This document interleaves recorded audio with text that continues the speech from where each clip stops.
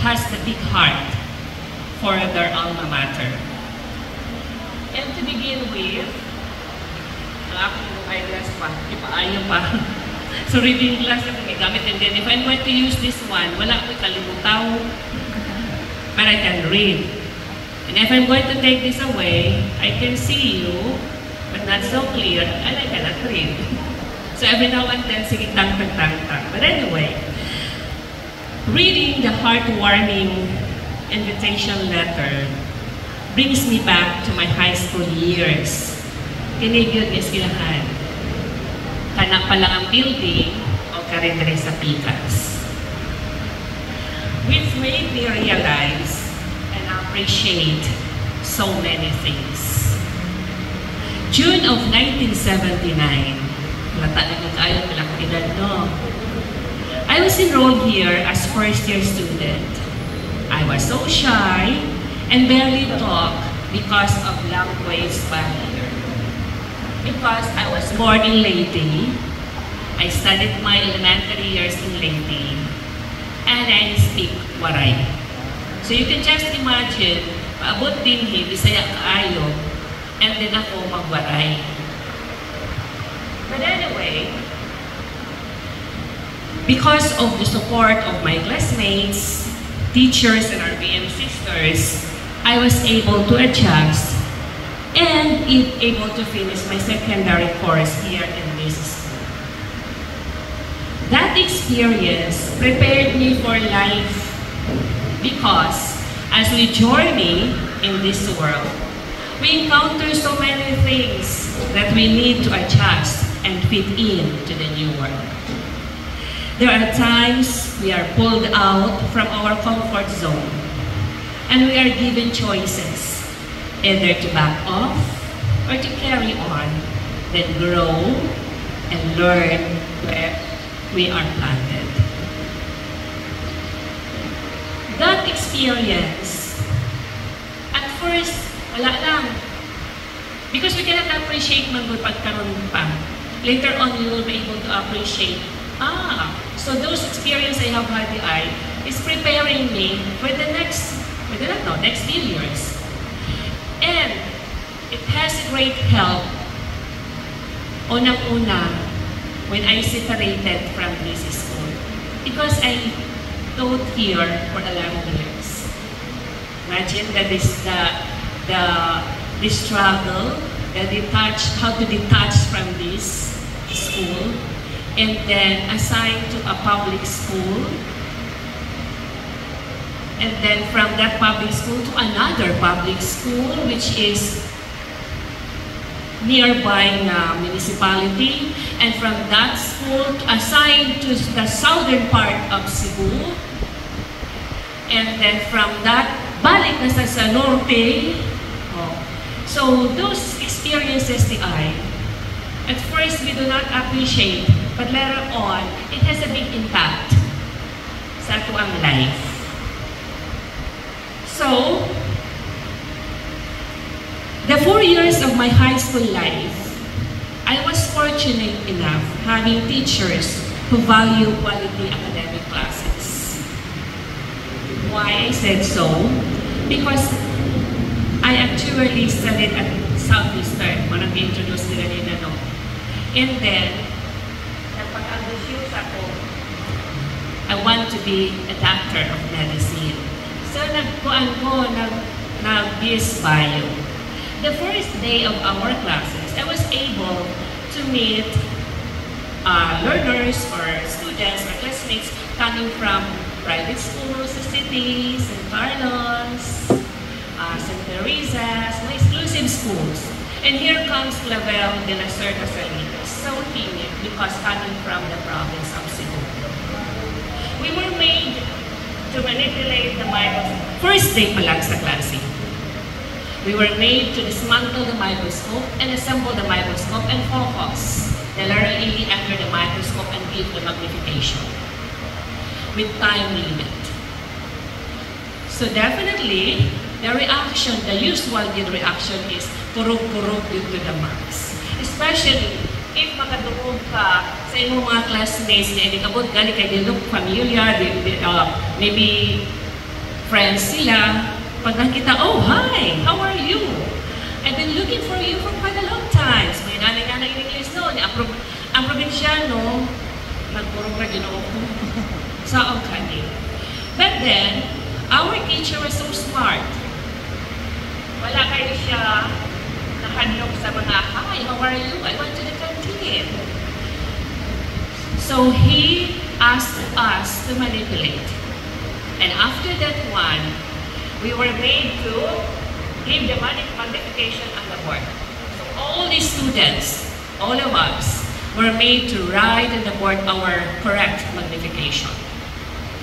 After everybody have manipulated the microscope, he said to us,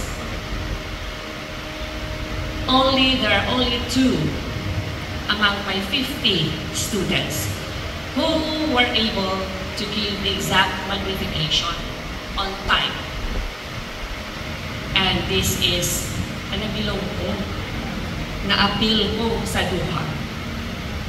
And then after that one, my teacher said, from what school are you? And I said, I am from St. Anthony's Academy. Where is that St. Anthony's Academy? And I said, from Tuburan. Where is that Tuburan? So nakaiwan ko sa kong gugalingon, wala din sa mapa ako ang lugar. And then after that one, my teacher said, congratulations. And because of that, I gained a lot of friends. Because they were thinking I was smart. It is because of my kind of teachers here in St. Anthony's Academy. So I gained a lot of friends, I gained self-confidence, because it gives me an assurance that the school, the alma mater, really equipped me sa battlefield. And then,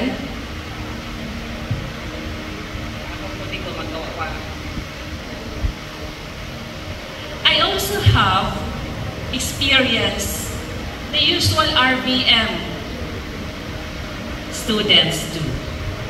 The morning praise, before flag ceremony, makarelate mo na. May init ko, ayaw, di ko ayaw makapal ko eh. Hindi na ito ma-enjoy at that time. Tingit na kaayaw na mo di barukan. Morning praise, morning sila si Sister Uy. Praying before and after the class. Kaya di good pwede mag-start sa klase kung wala'y prayer. Di said pwede mo end kung wala'y prayer. Di ba? Yung mo ihangon yung tanan. Bisan ko di ay sa Himalalod, bisan pa sa City of Cebu, parihara ko di ay ang RBM bisan asa. Okay. And praying the rosary before the start of the first Friday Mass. Nga kung wala pa takapamahaw, labi ng buntag ang misa, ang resulta ko yapan buntag. Such prayerful practice turned to becoming my habit. That even if I'm no longer within the eyesight of the RBM sisters, I still continue to pray because I believe that the presence of God in our lives make miracles happen. College life na ko.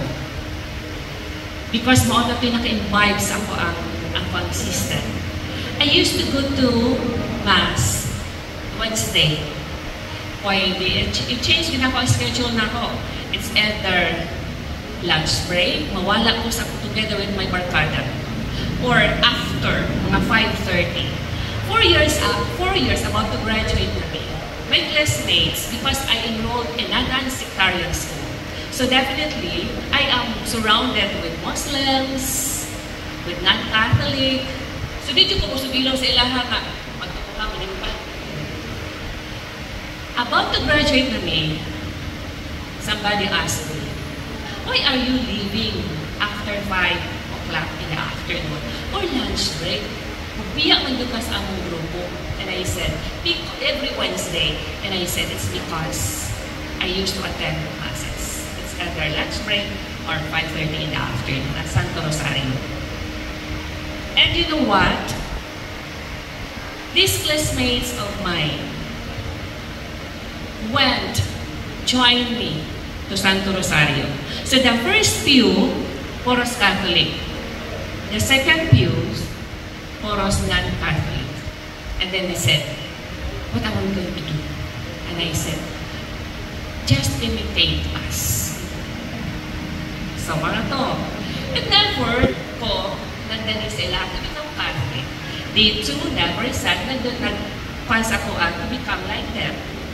We respect each other. And that experience, doon ay gamit ko when I become a student. Because I am facing with non-Catholics. I am teaching with public schools. Diba? And then, lalain ako ng buhay. But we respect each other. I am also dealing with students na dili mga Catholic. But one good thing, I had experience sa usa ka eskwelahan. The student leader is a non-Catholic. And then, I used to put my God sa end wall, vision, mission, and core values of this school. And then, nakabutang dito sa values, maka-Diyos, makakalikasan, makabayan, makabansa. And then, this student leader said, Ma'am, what is your plan for this certain amounts in SSG? We want to have a project. And then I said, I am planning to have a chapel inside the class, inside the school. Pero I cannot afford to do so. And then he said, what about if you are going to build that one with this kind of amount? And I said, is it okay for you? You are not Catholic. And then that student said, it's okay as long as it will make us perform well with the guidance of God. So, everything that we encounter the identity sa pag-eskwela nato has something to do in the near future. I also experienced singing the Methodist hymn.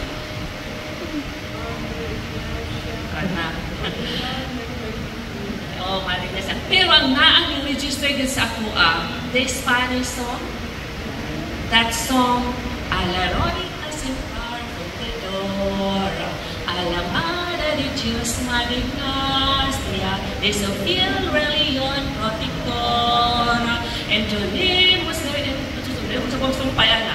why? It has an impact sa life nato. Sa high school, halakan talaga ng tama sa ginhawa. Of course, na ay translation nila ni sister.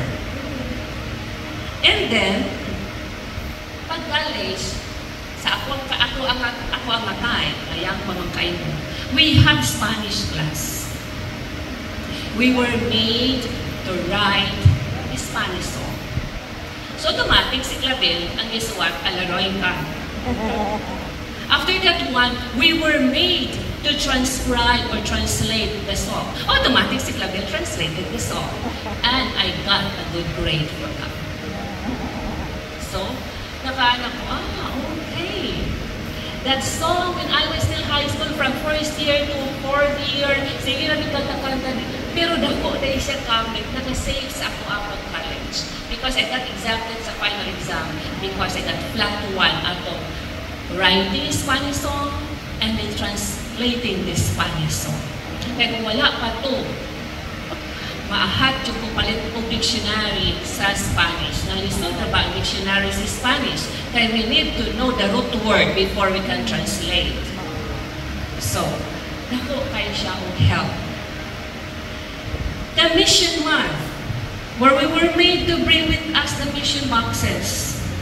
Suruy-suruy sa kadalanan. Have you experienced that one? Okay. Tapos i-contest tayo, no? Kinsay kinadakan. Or the winner? Okay. And then for a shy student, kada kong kaulo ng bit-bit of box. Pero, it was feeling ako at this time, it was a very humble work. Made me realize that whatever positions we have achieved, whatever recognitions we received, it means service and not crown. Like one instance, I am now managing a district with 19 schools. And I am also coordinating 154 senior high schools, both public and private, of the Cebu Province Division. And then, ang hindi mo ma-encounter, there are some of us na the position Pilipila crown. But I told them, the higher your position is, the greater is your responsibility. So magkanam gali kada ko atong posisyon, magkanam sa kada ko atong responsibility.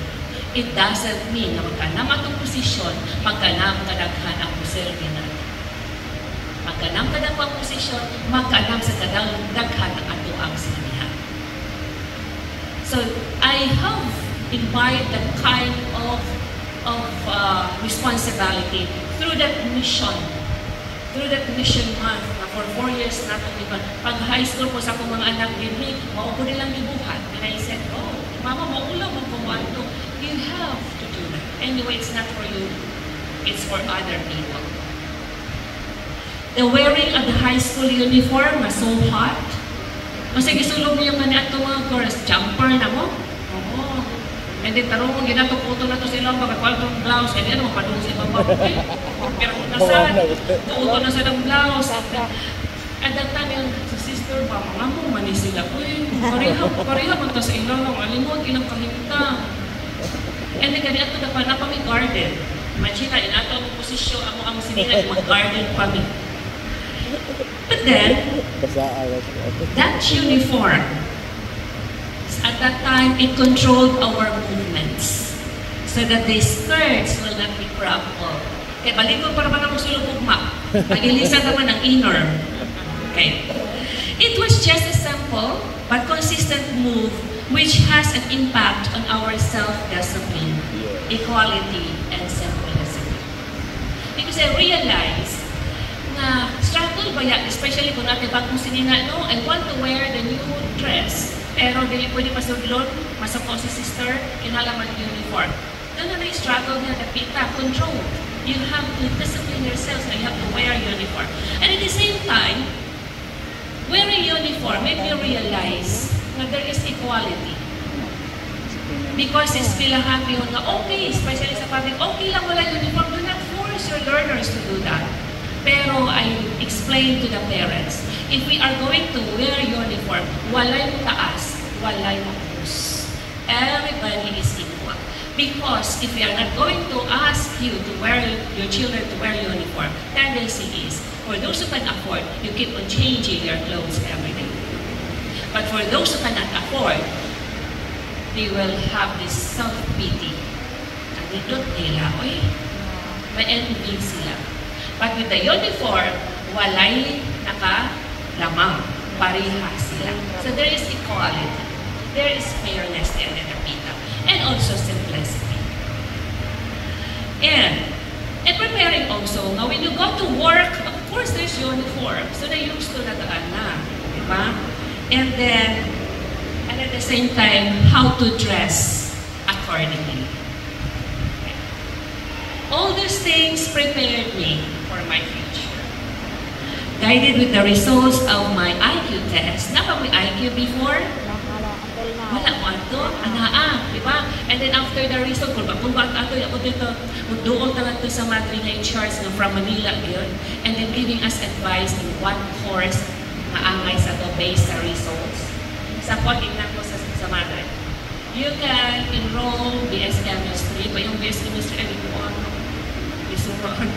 And then you can go for dentistry, and you can go for BS Biology in preparation for medicine. But I opted this, opted medicine. This fine. So year 1983, I took up Bachelor of Science in Biology as pre-medical course at Southwestern University. Year 1987, I graduated but not able to proceed with medicine. Why? I am a fallen angel of medicine. Why? Because we are 4 in the family. I'm the eldest. Ang sunod na ako, civil engineering at San Jose. Ang sunod niya, mechanical engineering at San Jose. Ang pinamanghuran, pharmacy at Southeastern. And my mother said, we cannot afford to send you to medicine at Southeastern. Pag-graduate ka sa nimong mangkod, patay ka sa siya board exam before ka makaproceed. And I said, unfair. So, giniting ni sa parents na, okay, sige Clavel, ang fair magkahap. Get a piece of paper and ball pen. Compute. This is my salary being the teacher 1. This is your father's salary being teacher 1. This is the abot of our yuta. This is the abot of our livelihood. Compute. This is the tuition fee of your brothers na nasa po. This is the tuition fee of your sister. And this will be the tuition fee if you are going to proceed college. This will be the payment for your boarding house. Dili na lang nato apilot ng kaon, kabisag anhin mo dire mo kaon ng hapon. And this will be the budget for the books. And I said, may supra pa man ba? And my father said, okay, may supra, pwede. But, what you have enjoyed when you were still in college will no longer be enjoyed by your brothers and sisters. Going to the sinihan, paminsan-minsan, buying huge shoes or dress, paminsan-minsan, they will no longer experience that one. Kaya ba sa ibang konsensya? And I said, sige, hindi na lang. 2 years after, my brother passed the exam. And my mother said, okay, proceed college, but I was already teaching here. And ingon man siya, doon na may palinon na. Ang life ko na sa Ginoo, it's either to become, if you want to follow the footstep of the Lord, it's either you go for teaching or you go for medicine. Sige, go for teaching na lang ko. Na lang pa yun. Okay. So I applied the science teacher of my alma mater. Ang aligri pa yun, I was given 1 hour to demo. Of course, ako ang demo, biology. Ang akong audience, because at that time, they were having, the RVM sisters were here.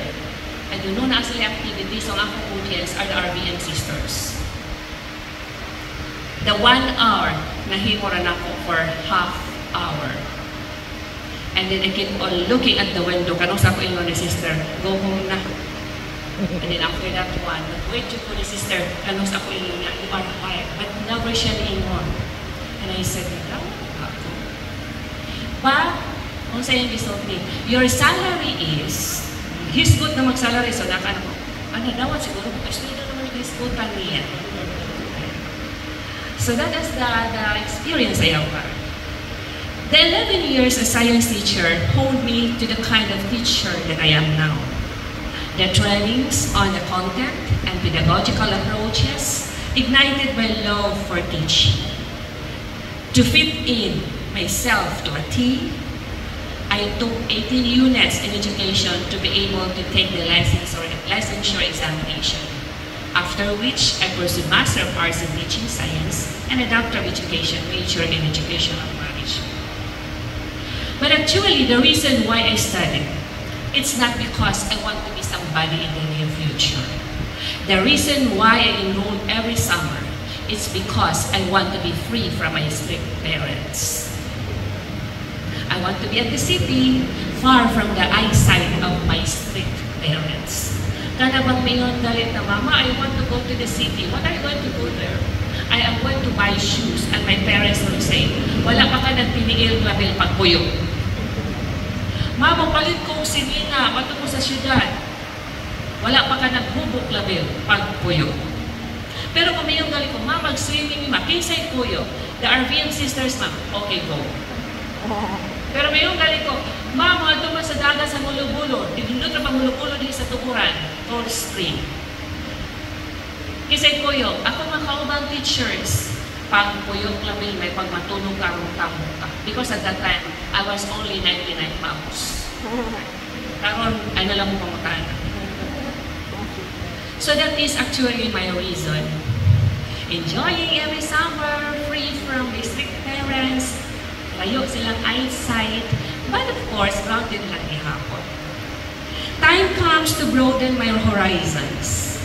I was given the chance to teach at Putat National High School, where I live for 3 years. There, I have seen the difference, but the desire to help the learners still glowing. Pagsud yun ako sa eskwelahan, wala ko yung room. So I just stand up sa door. Puros magigamit ng tanan mo. So I cannot get inside. Kaya maikot ko kamura ko principal ng observe. Mabagura ko kong salta. And then, I said to the school head, Sir, pwede ka mag-first Friday Mass? Kaya nakuha na ko ang gikan sa St. Anthony's Academy. Sa high school, we cannot afford but to look for the help of the Lord. Kaya in high school, rabaw, sigaan, at mas matasigaan sila. Kahit sa elementary, pero karoon ko pari-parihan na. So, and I said, okay, we will have first Friday Mass. That was Monday. Na Tuesday na lang, na Wednesday, na Thursday, wala mang viewing ng hatag o contribution. But here in St. Anthony's Academy, we will have first Friday Mass. Automatic. Ako'y maangkon. Na-save ang uban. So, noon na sa lahi na sa angkon. But there, pagka-Thursday, by 5 centavos ragad na abot. And I said, what am I going to do with the 25 centavos? Wala may mapalit ani. Wala din mo'y bound. Ma'am, wala may bound. And why are you going home every lunch break? Pwede ba yan mo sa bus pag-uwi pa doon sa inyo? Ma'am, free monthly kay students. Oh, okay. And wala mo bound. Why? Why do you have to go home? It's because fishermen ang parents maabot untag sa'yo, ibalik niya ang first halin ipalit ng bugas. And di mularga sila sa eskwelahan. Mubalik yun sila punto, kaya ego na murot ng mahalin ang isda. Naanan sila yung bugas para panunod sa tao. And I said, oh my. And I shared this one to my parents. Mama, Pa, lukuya sa kong mga bata. Kung masyadyanti, wala sila ipaw. And then my mother said, o sige, when you were still studying, pagutbutan ka, mama, bitihik kayo, kamay kaayo o ka ng bound. And see, now you know, doon na yung mga tao, mawalay ba. And then I said, ano na pa doon sa ako, ang istorya? Ako man to estudyante, ako ang share. But it made me realize that there are people like that.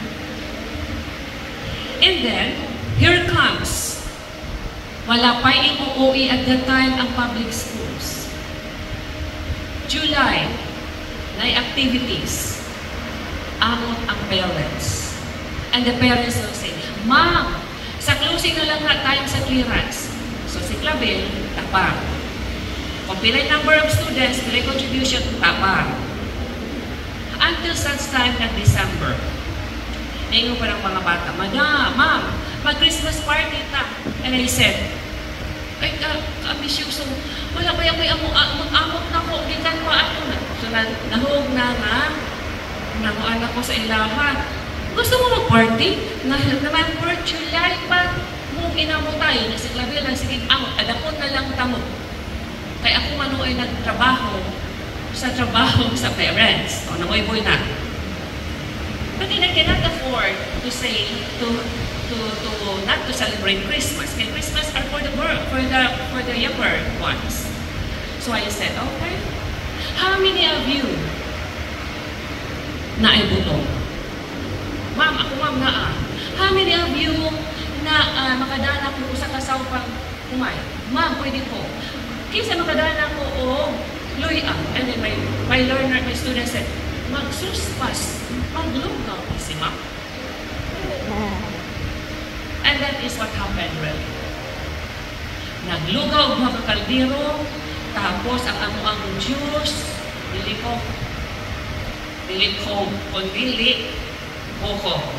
And then with the matching eyes, and then, ingana pa yun ang mga bata. Ma'am, dili pwede mag-exchange gift. Habugiro. Nag-listen naman galita, mag-exchange gift pwede mo. Pero, more typical mother nga, oo, pero, dili, pero oo di ay. And I said, okay, sige, 5 pesos only. Kasi pala ito sa 5, candies. Eh, naman sa lugaw kaon, inom sa buko juice, at least amoy candies. Pero, Pero the wrapper, do not buy wrapper because wrapper at that time was 5 pesos. Do not buy wrappers. Instead, wrap your gift using your test paper na score is 0 to 5. At least may post ang inyong papers. Pero inverted na, maklaro ang score. And it really happened. Pero by the time the Christmas party, all the inasals are already walking from one classroom to another classroom. So I closed the windows para dili sila kakita and then maibong sa inasal. And after the party, they enjoyed. During the party, they enjoyed so much. And those coming from within inasal, they went to our classroom. They asked, pwede kong makaon sa inyong lugaw? Go! Wala, sige kaon. Wala, inom mo tama, sige hawa din ka. And naman ng karaoke at that time, sala po mo din ha. And after that one, we brought some. And then they've learned, Christmas party doesn't mean ritual. As long as you enjoy, you are happy, that is Christmas party then. Okay. And then, that feeling, ganyan nag-istorya niya sister, whenever I am in a school, I used to tell them, even if the school is on top of the mountain, even if the school is located sa barrio, you have to be generous with your intelligence as teachers. You have to give everything. You let them experience the beautiful experience you have had during your college days. And so what happened? My students, ang story hangtod ron, nangaminyo na sila. Di nila makalimutan. Naka-third place sila sa investigatory project, division level. I still remember that one. Yeah, ma'am, that mosquito. That colic excipients. Ang gigamit nga pangpatay, bamboo shoot root extracts. They still remember. Mulinger, good ay na. Those things, na para na ko nakalimut. Nakalimut ka mo, di ito. And then, from there, comes the experience as school head of Tuburan. For 11 years again, there I have seen the need for education, the sacrifices of the teachers, and the generosity of the parents and LGUs to be able to provide quality education and quality learning environment. Kaya dito lahat na sa akong experience. Kana bang 99 kabuk bata sa classroom? Walay teachers, walay classroom. That was the kind of experience na ma-appreciate mo the value of the teachers. Nakana-ignore pa nga, ma'am, pwede pa magpa-enroll din ha, ma'am. Kaya kulangan pa man. And then that teacher said, ha? Abi magka-99, 100 good ay? Kaya kulangan pa man. So, but because ang tinabangay ba sa parents, teachers, alumni, the school surpassed that kind of problem. The degree of sacrifices, commitment to service, commitment to excellence, and faith in God deepened when I worked with a school whom they describe as in a turmoil. Pag-ingon nila, okay, you will be transferred to another school level. We need your help. And then, are you aware? Please be aware that this school that you will be transferred is in a turmoil. And I said to myself, then why are you going to transfer me to that school? Unsay sa na ako? Deep inside that, because I cannot say no. And after that one, I said to the superintendent, sir, okay, radyo ko i-transfer. Pero ang worry na ako, basig dili ko nga mahimong model, good model sa mga school heads later on. Kaya kung magtinarong na ita, magbinuutan na ita sa itong trabaho, ibutang man ta sa kaswilahan na ita turmoil. And then the superintendent said, but we need your help. Okay? Go. In that school, I have experienced a kind of experience that was a reason why I lasted sa DepEd until this year. Dito ko nakakuha ng experience ng ipadlakan ko gate because I am late at 7:15 because of a religion teacher who happened to be the owner or the donor of the lot of this school. Because she got angry with me because I said, you should have your religion class during RHGP or homeroom guidance. Because homeroom guidance is twice a week only. You can have your classes even 3 times a week. But she did not want to have that kind of schedule. She wants to have her class 7:30 in the morning until 2:30 in the afternoon. What will happen to other subjects? And because of that, she hated me so much. And this after side by side, oh my God, I come from a private school. And then here comes the person I am having difficulty is a religion teacher. She filed a case against me at Ombudsman. She filed a case against me at the Civil Service Commission. She filed a case against me at the division office and at the regional office. But I surpassed because nakabutang dito sa record, this is not a sectarian school. The hour you have, again, the priest actually said, I didn't say anything. I didn't say anything against, I just keep it to myself. Because I said, it's okay kung ako lang masakitan. Dili lang ang mga bata. I can't surpass all these things. But it reached the ears of the priest. He called me one time and said, I have heard so many things of what my religion teacher done to you. But I haven't heard anything from you. And I said, and I cried in front of the priest saying, you know, Father, I'm so sorry. Then abot na yung sa time na na-feel na ko immense humanity to my life. So I have, that was the first time I had an encounter. I really shout back to that person. And then after that one, things I said, I have this experience na ako my encounter will not ruin my disposition. I have to go on, but I keep on praying. It makes me more prayerful. It makes me more closer, maybe more closer to God. And I said, please guide me.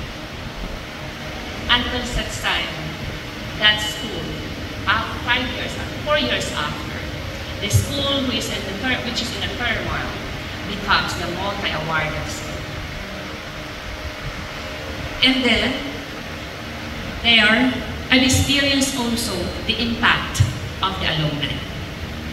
Because there was a certain competition na kulangan na lang yun me, the brigada, eskwela, sa public, kulangan na lang yun me og study lunch para makadaog me at the regional level.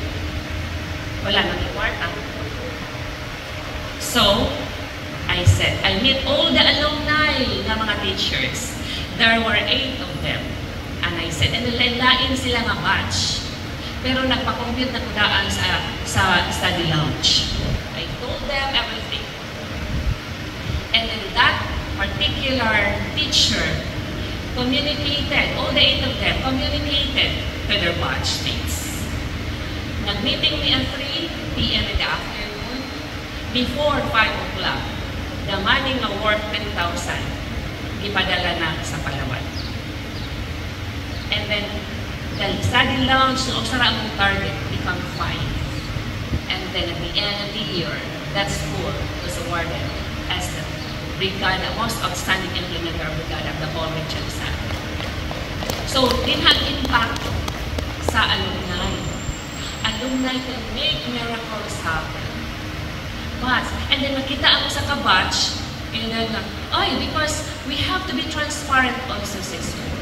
We receive the money from the Palawan, we give the money to the people from war, and then day before, during, after, nakit-depost na Facebook. Pagkaman, nanawag ang laing batch. Dahil ang atong batch. Lain na sad. So, na-realize ang study loans. Now, they are enjoying already the study loans in that particular school.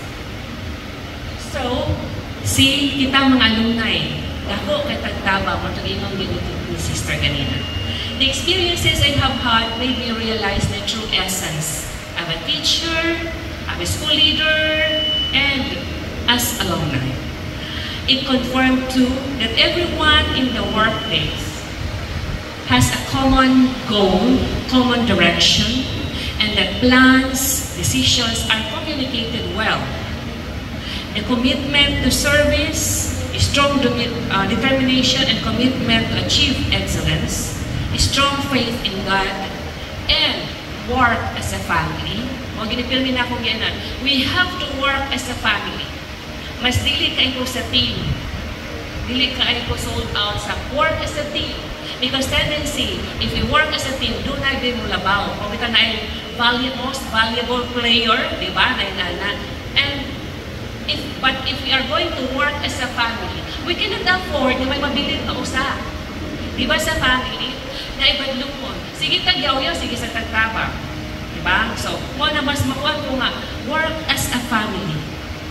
And then doing so will make everyone in the system the champion. To our dear officers of the Federation of Alumni Association of the RVM Schools Incorporated, the FRSC, of Cebu, Negros, Rojas Cluster, I know you have done great things in your respective alma mater. Continue to soar high. Influence your fellow alumni to learn to love and support your alma mater, even in their simple way. Talking about this one simple way, dugay man ko namin niyo. Kaya dugay ko nakitaan sa ako ang bana. Nangatawa ko mga estudyante. Estudyante magunin ako sila kanyan ito. Dugay na niyo, kaya dugay may nakita ko bana. Hapit gali ko mang madre. For that 11 years na akong pagtulo din, kada to, sige kong search in. Kanyalahi man ako na-search noon, sister. Okay. So, asa to. And then, wala pa ko'y anak at that time. School head na ko, din sa Tuburan na siya guys. They were busy.